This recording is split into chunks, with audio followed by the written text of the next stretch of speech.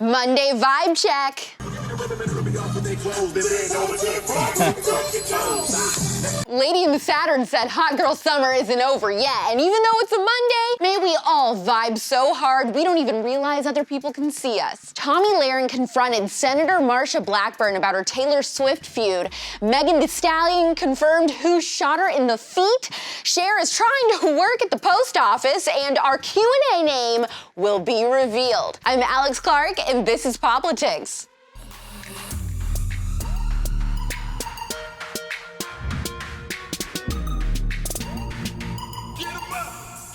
Tomi Lahren interviewed Tennessee Senator Marsha Blackburn for her Fox Nation show and asked her about her feud with Taylor Swift. First of all, if that clip isn't me, I don't know what is. But back to Marsha, I've always adored her and admired how she always takes the high road, especially when it comes to Taylor Swift railing her in the 2018 midterms. It would be so easy and also generate so many clicks if Marsha went on cable or local news and just roasted Taylor. I mean, look how impressive this is. We have a Nashville resident who had some things to say about you in her Netflix documentary that were not very kind, and of course I'm talking about Taylor Swift. My door is always open to individuals that want to have a conversation about how do you improve the lives of Tennesseans? How do you improve the lives of Americans? I have good friends that are Democrats, and we have great conversations. I learn from them, and they learn from me. And that's the way it ought to be. If we could be half as thick-skinned and be as kind as Marsha Blackburn is, I'm convinced we'd actually rush in world peace. God left this place a long time ago. I love that Marsha said her door's always open and just laid it out there that Taylor is invited to come have a talk with her about whatever she'd like to see happen in the state of Tennessee. After thinking about it for a little bit, I realized conservatives are constantly extending the invite to leftists to be friends or just to talk, and it almost always results in the person on the left flat out ignoring the offer or finding some excuse to say no. Why? Because leftists would rather shout at you than have to use facts and logic to support their point of view. Well, at least in my experience. I'm sorry, I can't handle this. How can you be a superstar who's all about change and be a warrior for social justice, and then when you get the chance to defend your positions, you act like you're too good for it? Isn't that what you want, to be able to have these conversations to spark change? You're a joke. These little piggies got shot. There's no business like toe business. If you don't know who Megan Thee Stallion is, she's one of the biggest artists out there right now and is dominating in hip-hop, but both. Last month, she was with another rapper, Tory Lanez, and ended up getting shot in both of her feet when they were hanging out. They were all in the same car, and then all of a sudden, when she was trying to leave, her little piggies were under attack. Oh! You shot me! I'm sorry. For a month, fans have been wondering if it was Tory Lanez who shot her, but she wouldn't say, she wouldn't verify. And then, a few days ago, she posted a really graphic picture of her foot with crisscross stitches in her heel because she said that people have been saying that she made the whole thing up. And then she ended up admitting that it actually was Tory who shot her. What? I'm just telling the truth, so... Megan says she didn't feel comfortable telling the police officers at the scene what had happened because of all the stories about police brutality that are in the media, and she didn't want them in the moment to know that a black person in the car had a gun. Well, now the Los Angeles District Attorney's Office is deciding if they want to file charges against Tory or not. Jesus, it's like Iwo Jima out there. He might lose his foot. Right when he got it in the door. The other day, Megan Thee Stallion went off about people not believing her on social media. She said, LOL, what I have learned about the majority of the people on social media is y'all like to hear bad news before good news, and a lie spreads quicker than the truth. And y'all really be believing the stuff y'all make up. I got hit at the back of my feet because when I got shot, I was walking away facing the back. Why would I lie about getting shot? Why are y'all so upset that I don't want to be in the bed sad? Why y'all upset that I can walk? You need to calm down.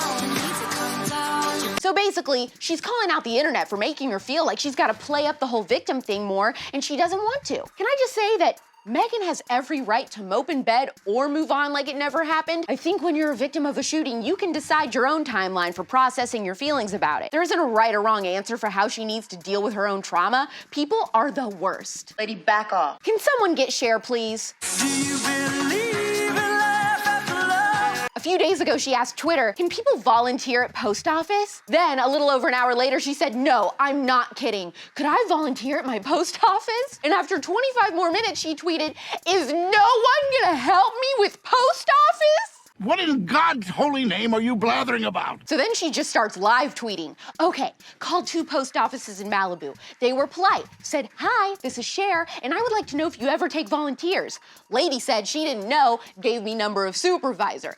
I called and said, hi, this is Cher. Do you accept volunteers? No. Need fingerprints and background check. Because I work for the post office, so you know I'm not stable. The reason she's freaking out and thinks somehow volunteering at the post office is some courageous act of service is because she's fully bought into this lie that the government and Postmaster General, Louis DeJoy, are running some elaborate scheme to undermine the election. Cocaine's a hell of a drug. By the way, the Postmaster General says, I've never spoken to the president about the Postal Service, other than to congratulate me when I accepted the position. The mail has been slower, but that isn't because of politics, it's because the United States Postal Service is run by the federal government. There's a pandemic and a significant shortage in employee availability, which is also contributing to the slowness. Some of those big blue mailboxes are being removed because they're not getting used. The Obama administration removed 12,000 of those mailboxes in 5 years because they're not getting used. Oh, crap. When was the last time you even mailed a letter? In 1999, when I was 6,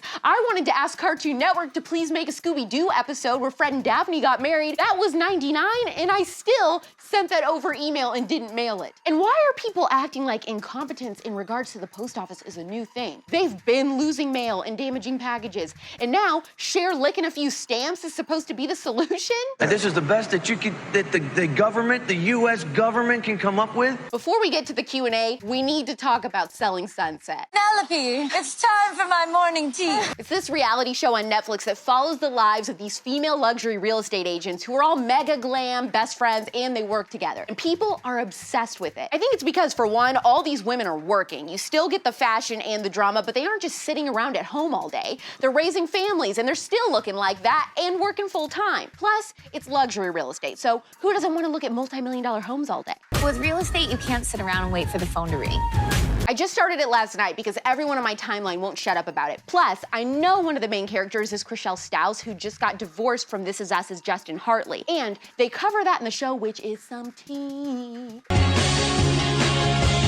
Have you been watching this? Tell me what I need to know. Like, is this show actually worth getting into or not? And if it is worth it, who's your favorite girl so I can know who to watch for? Netflix, engage.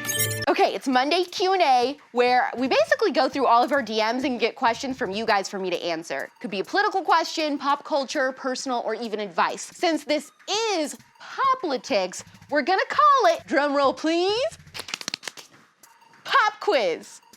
Our first question is from Lauren, who wants advice. She wants tips on how to get through a long-distance relationship. I think you need to talk on the phone or on FaceTime every night if you can. You need to hear the tone of voice from the other person. When you're only texting, you don't really get that. You also need to come up with a schedule that works for you guys. Know when you're gonna go see him or he's gonna come see you, so you also have something to look forward to.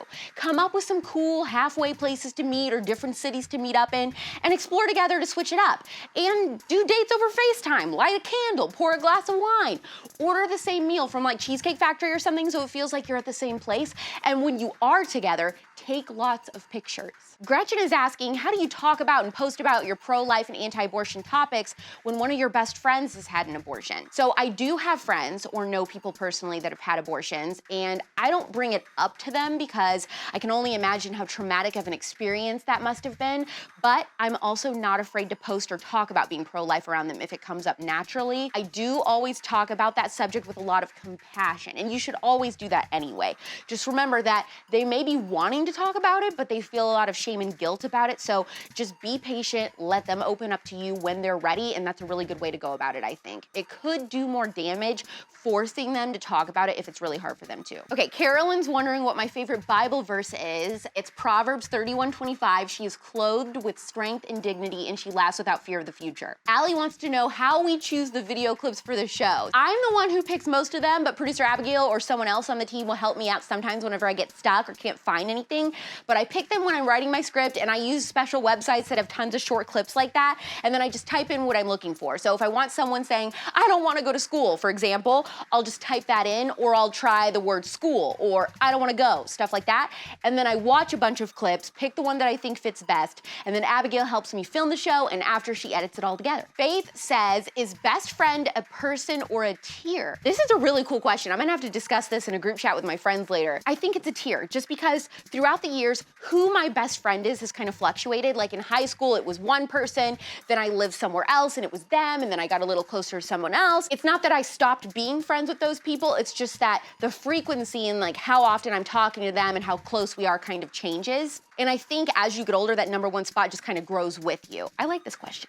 And Quinn wants to know if there is a wardrobe budget or if I personally own all the things that I wear or if it's a rental service. So it's both. Some things I do own, like I own this outfit, but we also use a rental service for the show because if I didn't, I would just wear the same 4 things over and over, and that is not very fun for you guys to look at. So I try to keep it interesting, and honestly, I would really be down to wear stuff like this every day or wear leggings and a sweatshirt every day if it was up to me, but we're CUTEservatives, right? So I gotta stay on my A game. Whenever you think of questions for me, just DM them, comment them throughout the week, and then they might end up in next Monday's pop quiz.